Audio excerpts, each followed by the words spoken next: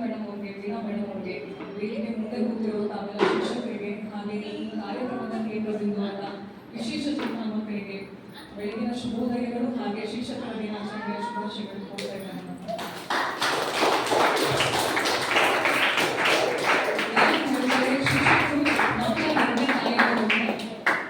Jains teacher ಆಗಲಿ, ladies teacher ಆಗಲಿ, ನಿಜವಾಗ್ಲೂ ತಾವಿಗೆ ಆ ಮಕ್ಕಳ ತಾಯಂದ್ರೆ ಆಗಿದ್ದೀರಿ.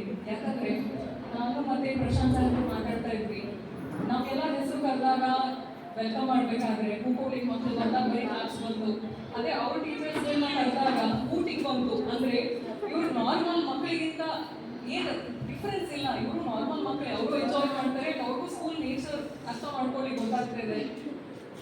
ನಿಜವಾಗ್ಲೂ ತಾವು ಮಾಡ್ತಾ ಇರೋ ಕೆಲಸ ಶ್ಲಾಘನೀಯವಾಗಿದೆ.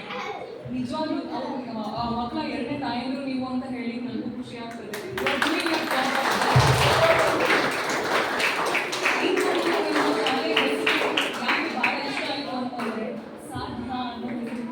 ಅಂದ್ರೆ ನಾರ್ಮಲ್ ಮಕ್ಕಳು ಏನ್ ಮಾಡ್ತಾರೆ ಅದು ವಿಶೇಷ ಚೇತನ ಮಕ್ಕಳಿಗೂ ಕೈಯಲ್ಲಿ ಕೂಡ ಸಾಧ್ಯ ಅಂತ ಹೇಳ್ತಾ ಇದ್ದೀವಿ.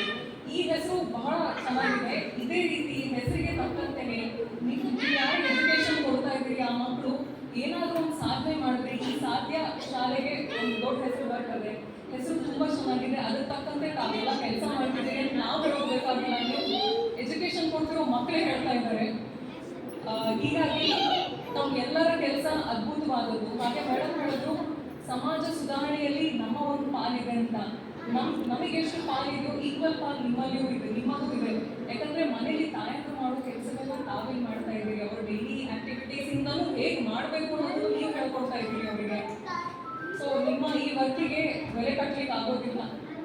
ನೀವು ಇದೇ ರೀತಿ ಇನ್ನೂ ಉನ್ನತ ಕೆಲಸ ಮಾಡಿ ಅಂತ ನಾನು ಹಾರೈಸ್ತಾ ತಮ್ಮೆಲ್ಲರಿಗೂ ಮತ್ತೆ ಶಿಕ್ಷಕ ದಿನಾಚರಣೆಯ ಶುಭಾಶಯಗಳು.